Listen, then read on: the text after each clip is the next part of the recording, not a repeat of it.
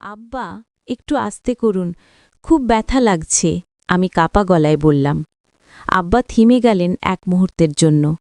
তার মুখে চিন্তার ছাপ, কণ্ঠে কোমলতা। বৌমা, ভয় পেও না, কাজটা একটু কঠিন, কিন্তু এটা শেষ হলেই তোমার ব্যথা কমে যাবে। আমি চুপচাপ রইলাম, চোখের কোণে জল জমে উঠল। জানতাম আব্বা আমাকে সাহায্য করার চেষ্টা করছেন, কিন্তু তবুও কষ্টটা যেন মনটাকে ছুঁয়ে যাচ্ছিল। তো বন্ধুরা, আমি এখন আপনাদের শুরু থেকে সম্পূর্ণ সত্য ঘটনাটি জানাবো। তার জন্য আপনাদের ভিডিওটি না টেনে সম্পূর্ণ দেখতে হবে, তা না হলে কিছুই বুঝতে পারবেন না। বন্ধুরা, আমার নাম ঈশিতা, আমার বয়স ২৪ বছর। আমার শ্বশুরের নাম খোকন। আমার বিয়ে হয়েছে মাত্র ৫ মাস হলো। বিয়ের কিছুদিন পরেই আমার স্বামী ব্যবসার কাজে দেশের বাইরে চলে গেলেন ১ মাসের জন্য। তারপর থেকে বাড়িতে রয়ে গেলাম শুধু আমি আর আমার শ্বশুর। আমরা দুজন। আমার শাশুড়ি মারা গেছেন প্রায় ৬ বছর আগে। তারপর থেকে শ্বশুর আর বিয়ে করেননি। বাড়িটা শান্ত, নিঃশব্দ, কিন্তু সেই নীরবতার মধ্যেও যেন একটা অজানা অনুভূতি লুকিয়েছিল। আমার স্বামী যখন বিদেশে গেলেন, আমি একদম ভেঙে পড়েছিলাম। ভেবেছিলাম বিয়ের পর প্রথমবার এতদিন তাকে দেখতে পাব না। এই শূন্যতাটা যেন সহ্য হচ্ছিল না। দিনের বেলাতেও মন খারাপ লাগত, রাতে একা ঘুমোতে পারতাম না। সেদিন সন্ধ্যায় ঘরের আলো নিভিয়ে শুয়েছিলাম। চোখের কোণে জল জমে আছে, বুকের ভেতরটা ভারী লাগছে। ঠিক তখনই দরজার কাছে পায়ের শব্দ শুনলাম। ধীরে ধীরে দরজাটা খুলে গেল। আমি চমকে উঠলাম। দেখলাম শ্বশুর আব্বা দাঁড়িয়ে আছেন, হাতে ১ গ্লাস পানি আর একটা ছোট ওষুধের প্যাকেট নিয়ে। নরম স্বরে বললেন, বৌমা, তুমি খাওনি কিছু? সারাদিন কিছু মুখে দাওনি? আমি চোখ মুছে বললাম, না আব্বা, খিদে লাগছে না। তিনি পাশে বসে শান্ত কণ্ঠে বললেন, দেখো মা, ওরা যখন বাইরে যায় তখন বাড়ির দায়িত্ব আমাদের নিতে হয়। তুমি মন খারাপ করো না, আমি আছি, তোমার যত্নের কোনো কমতি হবে না। তার কণ্ঠে এক ধরনের অদ্ভুত মমতা ছিল। তখন আমি একটা জিনিস খুব স্পষ্টভাবে লক্ষ্য করলাম। বিয়ের পর এতদিন হয়ে গেলেও আমার শ্বশুর কখনো এভাবে আমার সঙ্গে কথা বলেননি। তিনি সাধারণত খুব চুপচাপ মানুষ, নিজের কাজে ব্যস্ত থাকতেন। আমার সঙ্গে প্রায় কথা বলতেন না বললেই চলে। সকালে উঠতেন, পত্রিকা পড়তেন, তারপর নাস্তা করে নিজের ঘরে চলে যেতেন। আমি চেষ্টা করতাম সাধারণভাবে কথা বলতে, কিন্তু তিনি শুধু ছোট ছোট উত্তর দিতেন, হ্যাঁ, না, ঠিক আছে, এর বেশি কিছু না। অথচ সেদিন যেন তিনি একেবারে অন্য রকম হয়ে গেলেন। তার চোখে ছিল এক ধরনের কোমলতা, কণ্ঠে অচেনা উষ্ণতা। সেই মুহূর্তে মনে হচ্ছিল যেন তিনি অনেকটা বদলে গেছেন। আমি অবাক হয়ে তাকিয়েছিলাম তার দিকে। ভাবছিলাম, এই মানুষটা এতদিন এত নির্লিপ্ত ছিলেন, হঠাৎ আজ কেন এত যত্নশীল হয়ে উঠলেন? তার কথাগুলো শুনে ভালো লাগছিল, কিন্তু মনটা অদ্ভুত এক অস্থিরতায় ভরে যাচ্ছিল, যেন কোনো অজানা কিছু ঘটতে যাচ্ছি, যার আভাস তখনই টের পাচ্ছিলাম, কিন্তু ঠিক বোঝার মতো করে ধরতে পারছিলাম না। বাড়ির নীরব পরিবেশের ভেতর যেন এক অদ্ভুত নিঃশব্দ চাপা উত্তেজনা ঘুরপাক খাচ্ছিল। ওই রাতের পর থেকে সবকিছু যেন ধীরে ধীরে বদলে যেতে লাগল। শ্বশুর আব্বা আগের মতো নির্লিপ্ত থাকতেন না। সকালে ঘুম থেকে উঠলে জিজ্ঞাসা করতেন, বৌমা, ঘুম হয়েছে?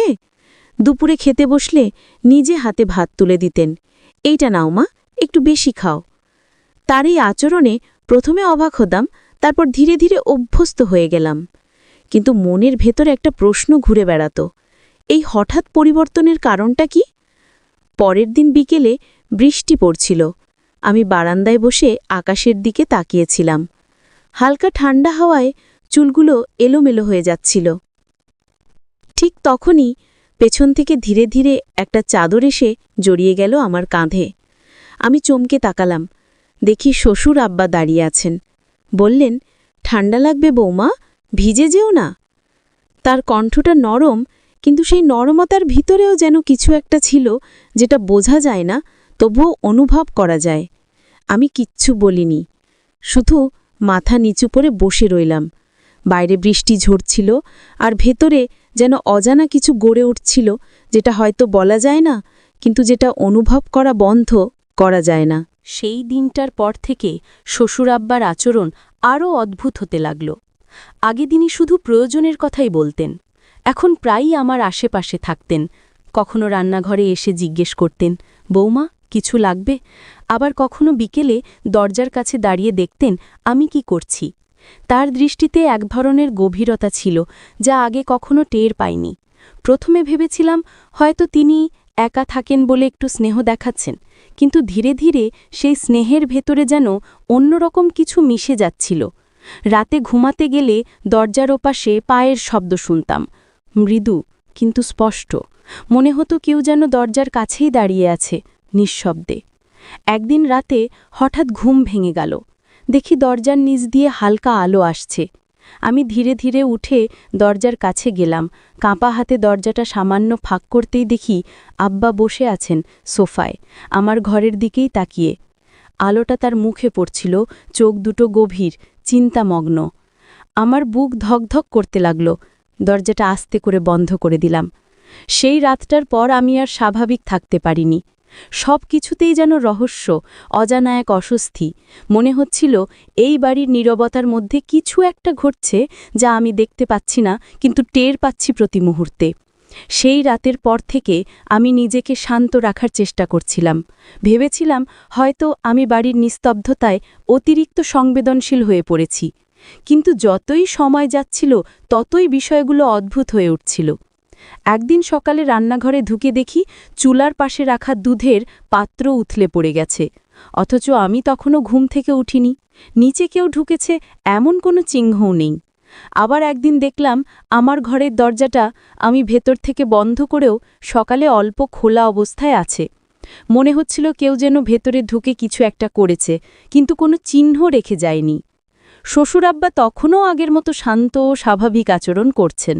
তিনি মাঝে মাঝে আমাকে বলতেন, বৌমা তোমার মুখে ক্লান্তি দেখি কেন, ঘুম হয় না নাকি? আমি শুধু হাসতাম, কিন্তু ভিতরে ভিতরে ভয়টা বাড়ছিল। তারপর একদিন সন্ধ্যায় আমি একা বসেছিলাম ড্রয়িং রুমে। হঠাৎ ওপরতলা ঘর থেকে একটা মৃদু শব্দ এলো, যেন কেউ ধীরে ধীরে হাঁটছে। আমি চমকে উঠলাম, ভাবলাম হয়তো আব্বা, কিন্তু বাইরে তাকিয়ে দেখি তিনি বারান্দায় বসে খবরের কাগজ পড়ছেন। তখন আমার বুক ধকধক করতে লাগল। আমি ধীরে ধীরে সিঁড়ি বেয়ে ওপরে উঠলাম। বাতাসে এক অদ্ভুত গন্ধ, পুরনো কাপড় আর ধুলোর গন্ধ। ঘরের দরজাটা সামান্য খোলা ছিল। দরজাটা ঠেলে ভেতরে ঢুকতেই দেখলাম সেই দিনটার পর থেকে বাড়িটা অদ্ভুতভাবে ভারী হয়ে উঠেছিল। কোনো কারণ ছাড়াই যেন বাতাসে চাপা একটা অস্বস্তি লেগে থাকত। দিনের বেলায় সব স্বাভাবিক মনে হলেও রাত হলে যেন চারদিকের নীরবতা ভেঙে অদ্ভুত সব শব্দ শোনা যেত। এক রাতে আমি ঘুমাতে যাচ্ছিলাম। হঠাৎ বাইরের করিডোর থেকে শব্দ পেলাম, কারো ধীরে হাঁটার শব্দ, তারপর থেমে যাওয়া। আমি ভেবেছিলাম হয়তো শ্বশুর আব্বা, কিন্তু কিছুক্ষণ পর আবার শুনলাম এবার শব্দটা আমার ঘরের জানালার দিক থেকে। বুক ধকধক করতে লাগল। আমি উঠে দরজার পাশে দাঁড়ালাম, মনোযোগ দিয়ে শুনতে লাগলাম। এবার একেবারে পরিষ্কার শুনতে পেলাম কেউ যেন নিঃশব্দে আমার নাম ডাকছে, ঈশিতা। আমি হতবাক। গলা শুনে মনে হলো খুব পরিচিত, কিন্তু ঠিক বুঝতে পারছিলাম না কার। দরজাটা খোলার সাহস হচ্ছিল না, পুরো শরীর কাঁপছিল ভয়ে। পরদিন সকালে আব্বাকে জিজ্ঞেস করলাম, রাতে আপনি কি আমার ঘরের পাশে ছিলেন? তিনি অবাক হয়ে বললেন, না তো, আমি তো সারা রাত আমার ঘরেই ছিলাম। তুমি কিছু শুনেছিলে নাকি? আমি কিছু বলিনি, শুধু মাথা নেড়ে চলে গেলাম, কিন্তু মনের ভেতরে একটা ঝড় বইছিল। রাতে শোনা সেই কণ্ঠটা কার?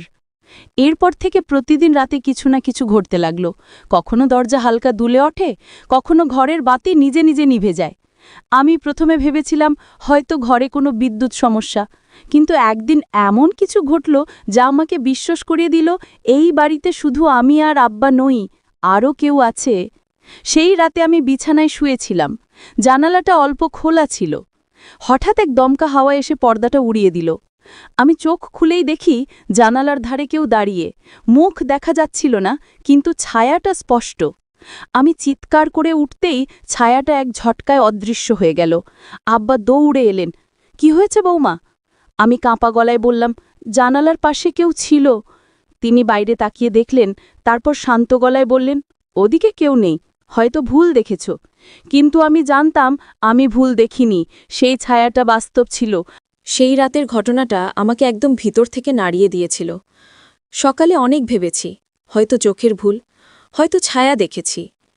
কিন্তু যতবার চোখ বন্ধ করি, জানালার ধারে দাঁড়িয়ে থাকা সেই অবয়বটা বারবার ভেসে ওঠে মনে। তার পরের দিন থেকে আমি আমার শ্বশুরের দিকে একটু অন্যভাবে তাকাতে শুরু করলাম। অদ্ভুতভাবে তার চোখের দৃষ্টি, হাঁটার ভঙ্গি, সবকিছুতে যেন কিছু মিল পাচ্ছিলাম সেই রাতের ছায়াটার সঙ্গে। কখনো মনে হতো তিনি কিছু লুকাচ্ছেন, আবার কখনো ভাবতাম হয়তো আমারই ভুল ধারণা।